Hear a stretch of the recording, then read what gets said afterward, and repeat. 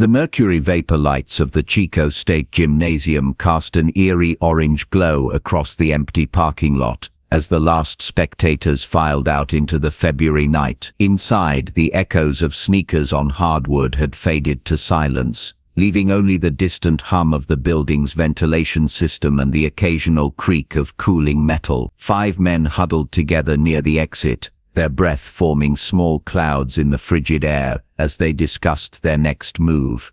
The basketball game had ended in victory for their beloved UC Davis Aggies, and the excitement still buzzed between them like electricity. Mathias pulled his jacket tighter around his shoulders, his eyes darting nervously toward the shadows between the cars. The 32-year-old had served in the army, but his recent struggles with mental health had left him more vulnerable than he cared to admit. The medication helped, but nights like these, when the world felt too big and too dark, still unsettled him. His 4 companions seemed oblivious to his discomfort, chattering excitedly about the game's final moments and making plans for their upcoming Special Olympics basketball tournament. They had been training for months, and tonight's victory felt like a good omen. William Sterling, the group's unofficial leader despite being only 29, checked his watch and frowned. The drive back to Yuba City would take at least an hour, maybe more if they encountered the fog that had been rolling in from the Sacramento Valley all week. The weather report had mentioned possible snow in the foothills, which seemed impossible given that it was still February, but the temperature had been dropping steadily since sunset. Sterling was responsible for the others in many ways. His family had taken that role seriously ever since he was diagnosed with mild intellectual disabilities as a child. He prided himself on being reliable, on getting everyone home safe. Jack Huett bounced on his feet, his athletic frame betraying the restless energy that had made him such a valuable player on their Special Olympics team. At 24 he was the youngest of the group, and his enthusiasm often infectious. Tonight, however, there was something different about his movements, a nervous quality that hadn't been there during the game. He kept glancing over his shoulder, as if expecting someone to emerge from the darkness behind them. When Sterling asked if he was ready to go, Huett nodded quickly, perhaps too quickly, and hurried toward the car. Ted Weiher moved more slowly than the others, his heavy frame and gentle demeanor making him seem older than his 32 years. The big man had always been the quiet one, content to follow where the others led and rarely expressing opinions about their destinations or activities. But tonight, as they approached Sterling's 1969 Mercury Montego, Weiher paused and looked back toward the gymnasium, with an expression that was difficult to read. When Jack Madruga called out to him, asking what was wrong, Weiher just shook his head and mumbled something about forgetting to use the restroom. The group waited while he trudged back toward the building, his footsteps echoing hollowly in the empty lot. Madruga, at 30, served as the group's navigator and voice of caution.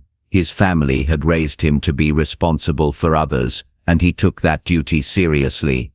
As Weiher disappeared back into the building, Madruga found himself scanning the parking lot more carefully. Most of the other cars had already left, and those that remained sat silent and dark under the harsh lighting.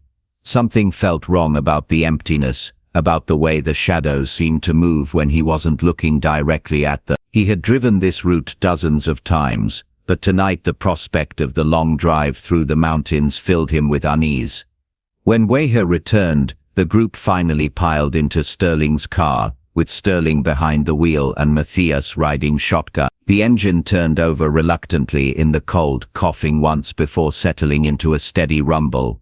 As they pulled out of the parking lot, none of them noticed the dark sedan that had been sitting at the far edge of the lot, its occupants watching their every move. The sedan's engine came to life moments after they passed, but its headlights remained dark as it began to follow at a distance. The drive started normally enough, with the group discussing the game and their upcoming tournament. Sterling kept the radio low, playing the easy listening station that Mathias preferred, while the others talked over the quiet music. The highway out of Chico was mostly empty, which wasn't unusual for a weeknight in February, but as they climbed into the foothills, even the occasional truck traffic seemed to disappear. The fog that had been threatening all evening began to creep across the road in wispy tendrils, forcing Sterling to slow down and concentrate more carefully on his driving.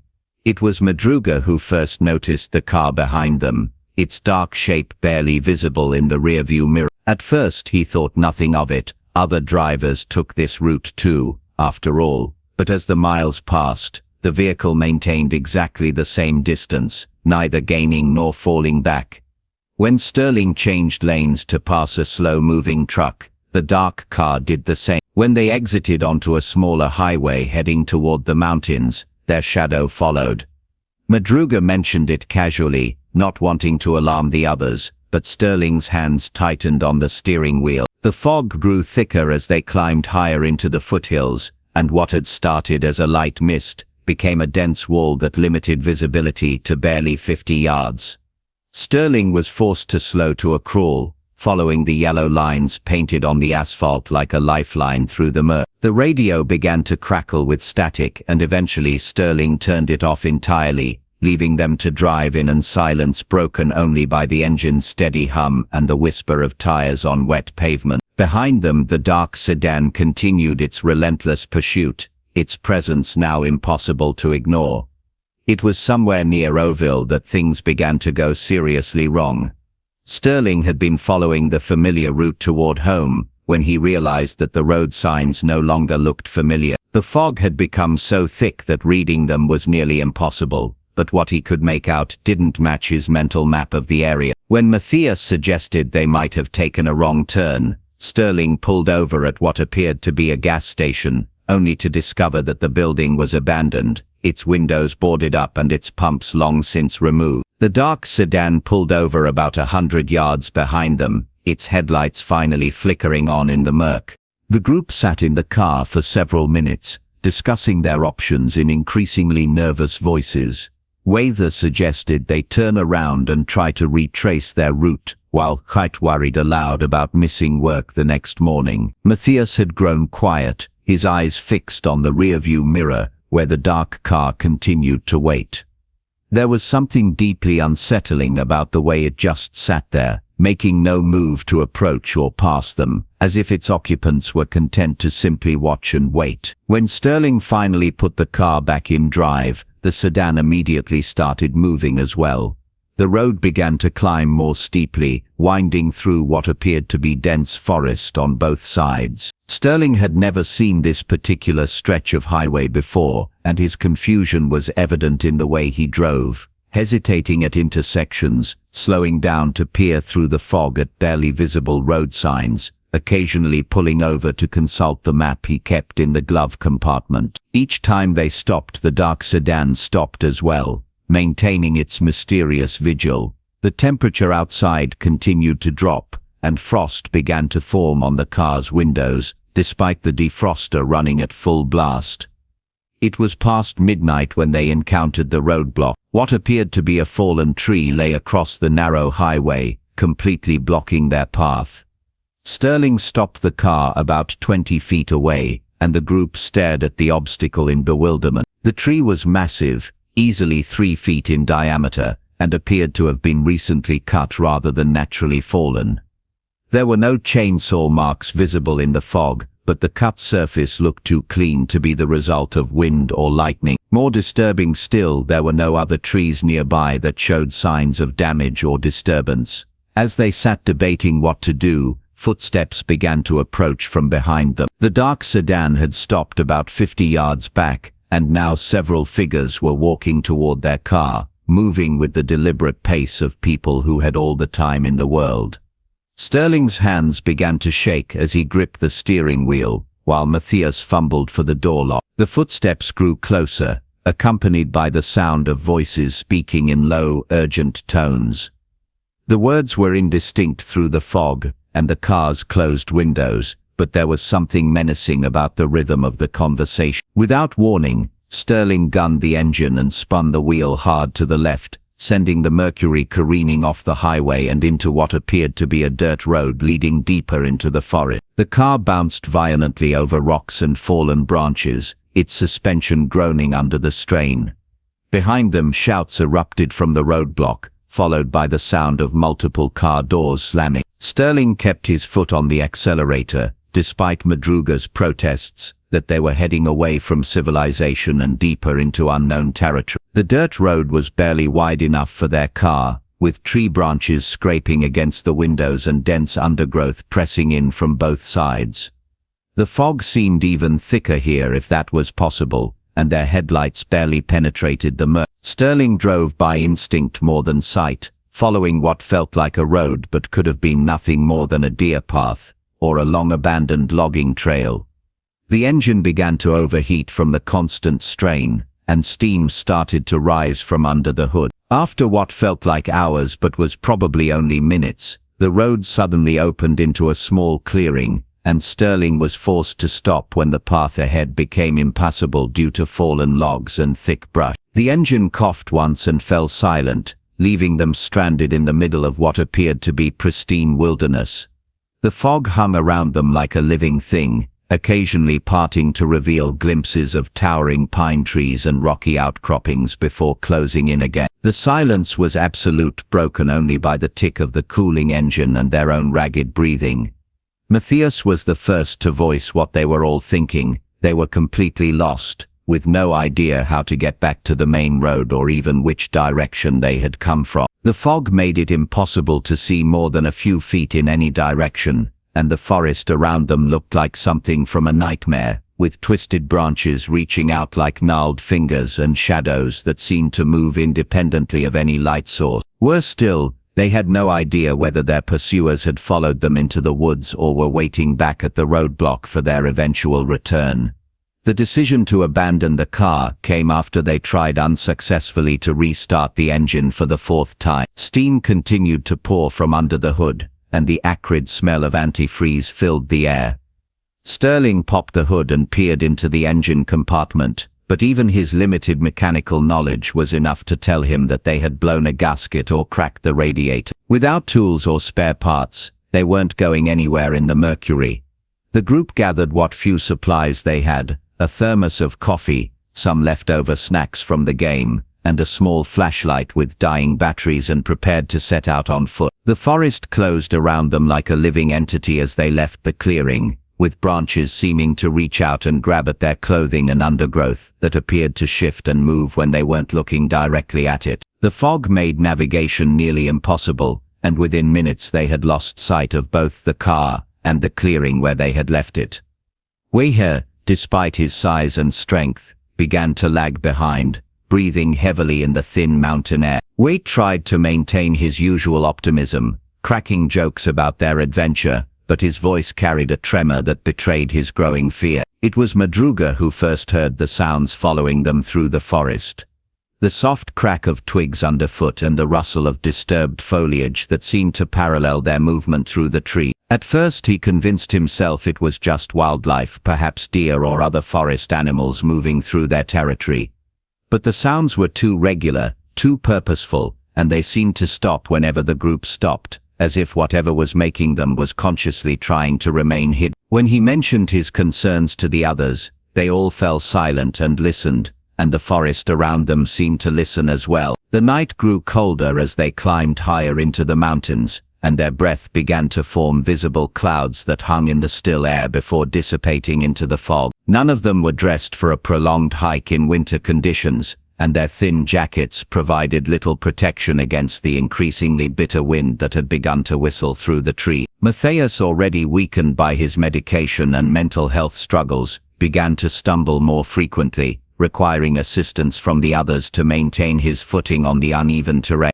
They had been walking for what felt like hours when they encountered the cabin. It appeared suddenly out of the fog, a dark shape that materialized as they crested a small ridge. The structure was clearly abandoned, with broken windows and a partially collapsed roof, but it offered the promise of shelter from the cold and wind.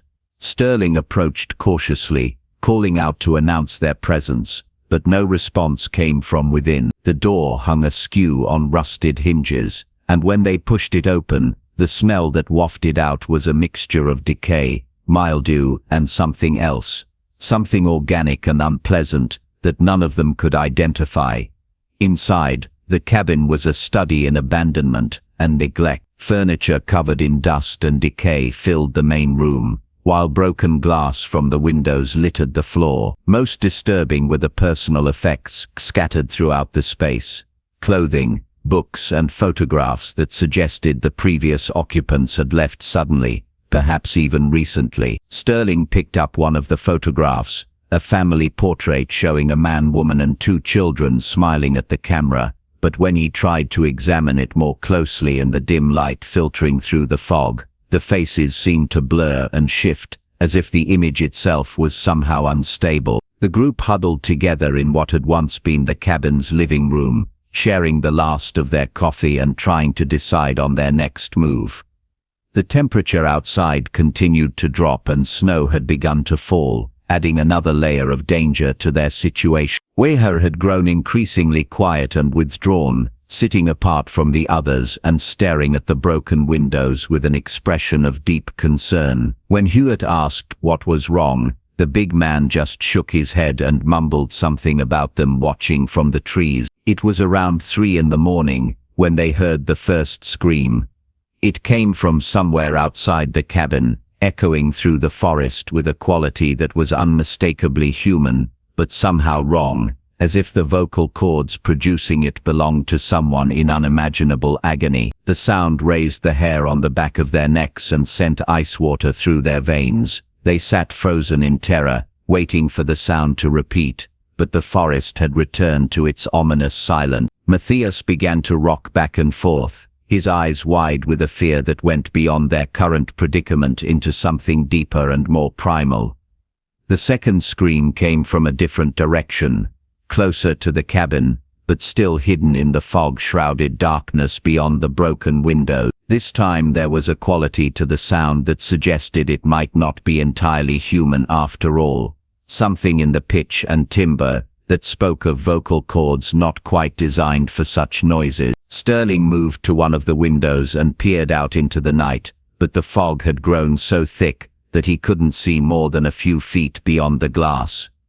The snow continued to fall, accumulating on the windowsill and adding to the surreal quality of their situation. When the third scream came, it was answered by another and then another, until the forest around them echoed with a chorus of inhuman sounds that seemed to come from every direction at once. The group pressed together in the center of the room, their backs to each other as if proximity might somehow protect them from whatever was circling their refuge. The sounds grew closer and more frequent, accompanied now by the crash of disturbed undergrowth and the crack of breaking branches, as if large forms were moving through the forest without any regard for stealth or concealment. Madruga was the first to notice that the sounds were not random, but seemed to follow a pattern, as if their unseen tormentors were communicating with each other in some primitive language. The screams would rise and fall in waves, sometimes overlapping, sometimes responding to each other across the darkness. Most disturbing of all, the sounds began to take on an almost questioning quality, as if whatever was making them was trying to locate something specific or someone specific within the forest. The group realized with growing horror that they might be the object of this supernatural hunt. As dawn approached, the screaming gradually faded, replaced by a silence that was somehow even more terrifying. The fog began to lift slightly, revealing glimpses of the forest around the cabin, but what they saw offered no comfort. The trees nearest to their shelter showed signs of recent disturbance, bark stripped away, branches broken at impossible angles, and strange markings carved into the wood that looked almost like symbols or writing in an unknown language. Most disturbing of all were the footprints in the snow around the cabin, tracks that were clearly made by something bipedal but far larger than any human foot. Sterling made the decision to leave the cabin as soon as there was enough light to navigate safely. The structure had provided temporary shelter, but it was also clearly known to whatever had been stalking them through the night. Their only hope was to continue moving, to try to find their way back to civilization, before another night fell and the screaming began again. The group gathered their meager supplies and prepared to venture back into the forest, each man lost in his own thoughts about what they had experienced, and what might be waiting for them in the hours ahead. The snow had stopped falling, but several inches had accumulated during the night, making their footing treacherous on the steep mountain terrain. Weiher continued to struggle with the altitude and exertion, requiring frequent rest stops that made their progress frustratingly slow. Worse still, the fog remained thick enough to limit visibility, and they found themselves walking in what felt like a white void, with only the sound of their own footsteps and labored breathing to remind them that they were still alive and moving. It was Huett who first noticed that they were walking in circles. Despite their best efforts to maintain a straight heading, landmarks began to repeat: a distinctive boulder, a fallen tree with an unusual branch formation, a small creek that they were certain they had crossed earlier. The realization that they were lost, not just in terms of location, but in terms of direction, filled them with a despair that went beyond their physical exhaustion.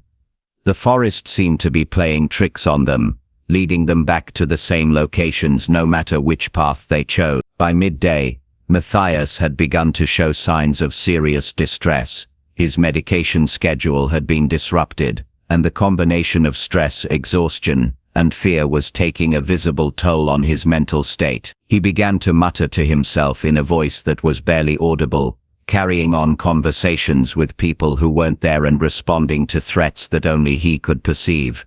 The others tried to calm him, but their own fear and confusion made it difficult to provide the reassurance he needed. The discovery of the second cabin came just as the afternoon light was beginning to fade.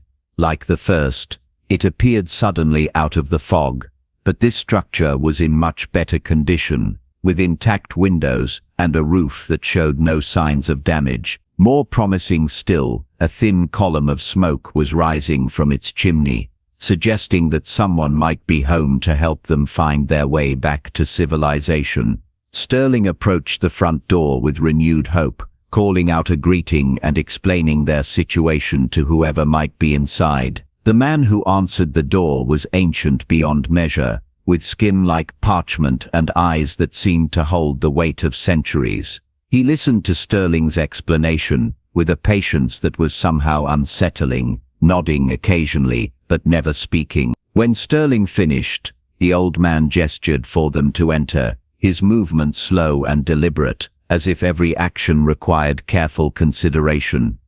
The interior of the cabin was warm and inviting, with a fire crackling in the hearth, and the smell of cooking food filling the air. But something was wrong with the scene, something that none of them could quite identify, but that made them all uneasy. The furniture was too old, the decorations too antique, as if they had stepped, not just into another cabin, but into another era entirely. Photographs on the mantel showed people in clothing from decades past, and the books on the shelves bore titles in languages they didn't recognize. Most disturbing of all was the way the old man watched them, his ancient eyes tracking their every movement, with an intensity that suggested he was evaluating them for some purpose they couldn't fathom. The meal the old man provided was simple but filling: bread, soup, and coffee that tasted better than anything they had consumed in the past 24 hours. As they ate, their host remained silent, occasionally adding wood to the fire or refilling their bowls, but never speaking or responding to their attempts at conversation. The warmth and food made them drowsy, and one by one, they began to nod off in their chairs by the fire. It was only as consciousness faded that they realized the old man was no longer in the room, and that the door through which they had entered was now standing wide open, revealing not the forest they expected, but a darkness so complete it seemed to swallow light itself. When they awoke, they were no longer in the cabin, but lying in the snow beside a mountain road, their clothes soaked through and their skin blue with cold. A highway maintenance crew had found them just after dawn, unconscious and nearly frozen, with no memory of how they had gotten there or what had happened during the night. The location where they were discovered was more than 40 miles from where they had abandoned Sterling's car, across terrain that would have been impossible to traverse on foot in the time that had elapsed. But they were no longer far. Mathias was gone, vanished as completely as if he had never existed. The others had no memory of becoming separated from him, no recollection of the moment when their group had become 4 instead of 5. When questioned by the authorities, they could provide no coherent explanation for their experience, their memories fragmentary and contradictory, filled with images of fog and screaming, and an old man whose face they could no longer clearly recall. The search for Mathias continued for weeks, with helicopters and search dogs combing the vast wilderness where they had been found. Sterling's Mercury was eventually located, exactly where they remembered leaving it, but there was no sign of their missing companion in the surrounding area. More disturbing still were the reports from the search teams of strange discoveries in the forest, abandoned cabins that appeared on no maps, symbols carved into trees that matched no known writing system, and sounds in the night that their equipment couldn't record but that left experienced woodsmen unwilling to continue their work after dark. The official investigation concluded that Mathias had become separated from the group during their ordeal and had succumbed to exposure somewhere in the vast wilderness. His body was never found, despite extensive searches that continued sporadically for years afterward. The surviving members of the group were eventually able to resume their lives, but they were forever changed by their experience. They spoke little of that night, and when they did, their accounts were so fragmented and contradictory that most dismissed them as the confused memories of men who had suffered trauma and exposure. Sterling never drove that route again, taking a longer path home that avoided the foothills entirely. Weiher developed an intense fear of fog that kept him indoors whenever the weather turned misty. Huett lost his enthusiasm for basketball and eventually stopped playing altogether, claiming that the sound of sneakers on hardwood reminded him of footsteps in the forest. Madruga moved away from the area entirely, relocating to a city where the nearest wilderness was hundreds of miles away. But sometimes on nights when the fog rolls in thick from the valleys and the temperature drops below freezing, hikers in the foothills report hearing screams echoing through the darkness. Search teams are dispatched, but they never find anyone in distress. Instead, they return with stories of abandoned cabins that vanish when approached, of symbols carved into trees that seem to move and change when observed directly, and of an overwhelming sense that they are being watched by something ancient and patient and utterly inhuman. The case file remains open, though no detective has actively worked on it in years. Mathias is still listed as a missing person, though most assume his remains lie somewhere in the vast wilderness, scattered by animals and weathered by decades of mountain storms. But those who knew him best, those who shared that terrible night in the fog, sometimes wonder if he found something in the forest that the rest of them were meant to find as well. They wonder if their escape was really an escape at all, or simply a postponement of an encounter that was always meant to happen. And in the deepest part of the night, when sleep eludes them, and the shadows in their bedrooms seem to move independently of any light source, they sometimes hear a sound that might be wind through the trees, or might be something else entirely, the distant echo of a voice they once knew, calling to them from somewhere beyond the fog, somewhere beyond the reach of maps and search teams, and rational explanation, somewhere in the darkness between the trees, where things that should not exist wait patiently for the return of those who got away.